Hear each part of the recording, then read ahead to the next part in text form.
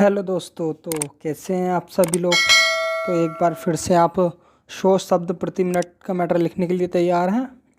तो चलिए शुरू करते हैं। 5 4 3 2 1 स्टार्ट। उपाध्यक्ष महोदय, तब उन लोगों को कुछ आशा हुई कि हम लोग भी उसी तरह चल सकते हैं जिस तरह से पहले चल रहे थे। लेकिन अभी हाल में जो चुनाव हुआ उससे देश के धनिकों के मन में बड़ा संदेह पैदा हुआ कि इस चुनाव के बाद उनकी स्थिति वैसी नहीं रहेगी जो अब तक चली आती रही है। गरीबों और अमीरों के बीच में अब तक जो बहुत बड़ा अंतर चला आ रहा था उसको अब तेज़ी से दूर करने का प्रयत्न किया जाएगा। श्रीमान, मैं आपका बहुत ही आभारी हूँ जो आपने सदन में चालू वर्ष के बजट पर अपने विचार प्रकट करने का अवसर दिया है। मैं इस बजट का समर्थन करना चाहता हूँ। श्रीमान, मैं सबसे पहले अपने दल के नेता प्रधानमंत्री जी को इस बात के लिए बधाई देना चाहता हूँ कि उनके नेतृत्व में देश में कांग्रेस दल को स्पष्ट बहुमत मिला और इसके फलस्वरूप यहाँ पर केंद्र में एक ऐसी सरकार का गठन हुआ जो कि देश में वास्तव में समाजवाद लाना चाहती है। मैं वित्त मंत्री जी को इस बात के लिए बधाई देना चाहता हूँ कि लोकसभा के मध्यावधि चुनावों में जनता द्वारा कांग्रेस दल को जो आदेश दिया गया था उन्हें स्मरण है और वह तन मन धन से उसका पालन करना चाहते हैं। वह आदेश था कि देश में सामाजिक और आर्थिक विषमता दूर करने, देश से गरीबी, बेकारी और बेरोजगारी को हटाने का और देश के जो पिछड़े हुए हिस्से हैं उनका पूरा विकास करने का साथ ही साथ इस बात का भी आदेश था कि देश के अंदर इस प्रकार की सामाजिक और आर्थिक व्यवस्था पैदा की जाए जिसके अंतर्गत जनता शोषण से मुक्त हो सके। श्रीमान, यह ठीक है कि देश में कृषि के क्षेत्र में उत्पादन में वृद्धि हुई है, परंतु इसके साथ ही साथ यह भी दृष्टि में रखना चाहिए कि लागत में भी पूरी वृद्धि हुई है। इसके लिए आवश्यक है कि सिंचाई के साधन बढ़ाए जाएं और अधिक उन्नत बीजों का प्रयोग किया जाए।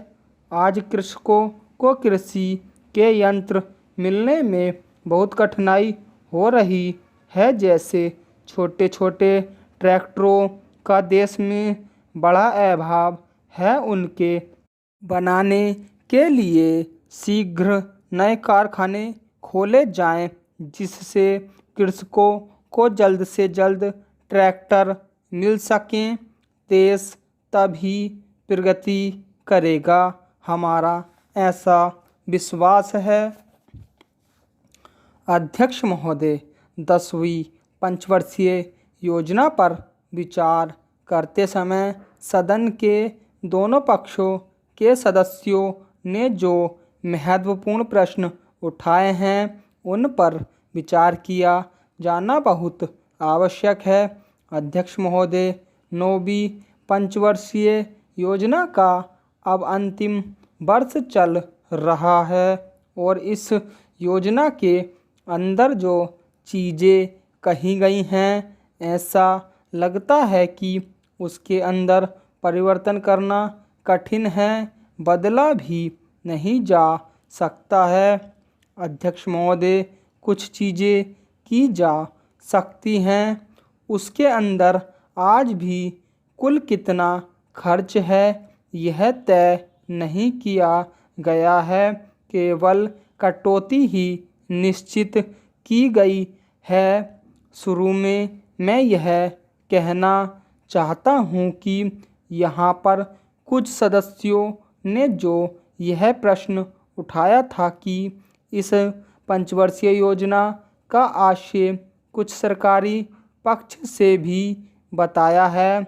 इसके अंदर कमियां हैं और बहुत सी कमियां हैं जिनके ऊपर मैं यहाँ कुछ दोषारोपण नहीं करना चाहता हूँ। मैं चाहता भी हूँ कि इस तरह से प्रश्न न उठाए जाएं तो ज़्यादा अच्छा है। यह योजना सरकार ने बनाई है।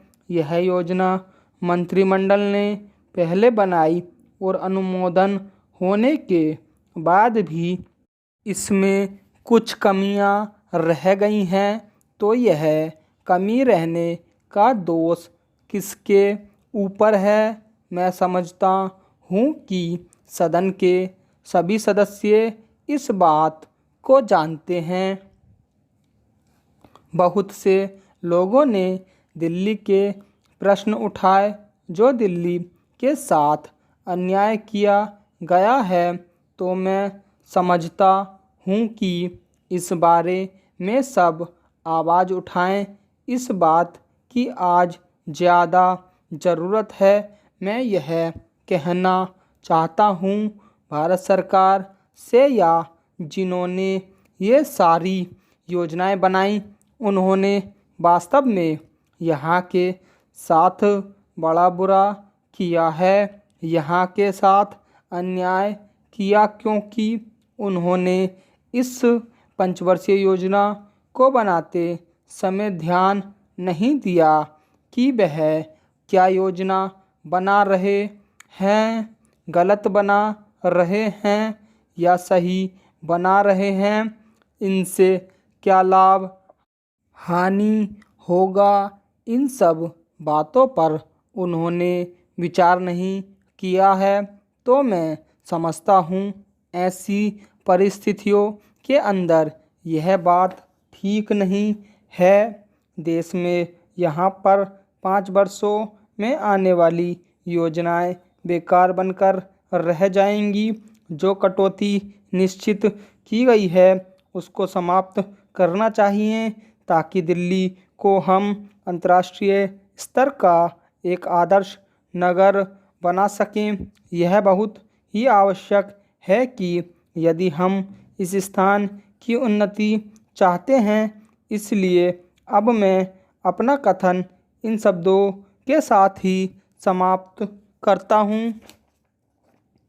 अध्यक्ष महोदय, आपने मुझे 10वीं पंचवर्षीय योजना पर बोलने का अवसर दिया, इसके लिए मैं आपका आभारी हूँ। आपने मुझे कम समय दिया, इसके लिए भी आभारी हूँ।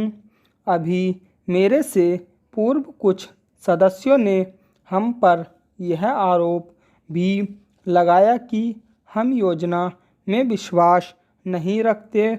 उन्होंने तो यह भी कहा कि हमारे चुनाव घोषणा पत्र में भी उनको इस बारे में कुछ नज़र नहीं आया। मैं इस बारे में यह निवेदन करना चाहता हूँ कि उन्होंने कोई दूसरा घोषणा पत्र देखा है, गलत घोषणा पत्र पढ़ा और उसी को हमारा घोषणा पत्र समझ बैठे। लेकिन मैं यह कहना चाहता हूँ कि हमारा घोषणा पत्र इस समय मेरे पास है। इस घोषणा पत्र में हमारी घोषणा में योजना के बारे में स्पष्ट रूप से कहा गया है कि हम योजना पर विश्वास रखते हैं, लेकिन ऐसी योजना पर विश्वास नहीं रखते जो जनता के दुखों को दूर नहीं कर सकती, जो जनता के कष्ट दूर नहीं कर सकती। आज तक जितनी भी योजनाएं बनाई गई हैं, जिन्हें हम पहली पंचवर्षीय योजना, दूसरी पंचवर्षीय योजना और 10वीं पंचवर्षीय योजना आदि कहते हैं, उन योजनाओं में हमने जो कुछ निर्धारित किया उनसे हम जनता के दुखों को दूर नहीं कर सके। स्टॉप।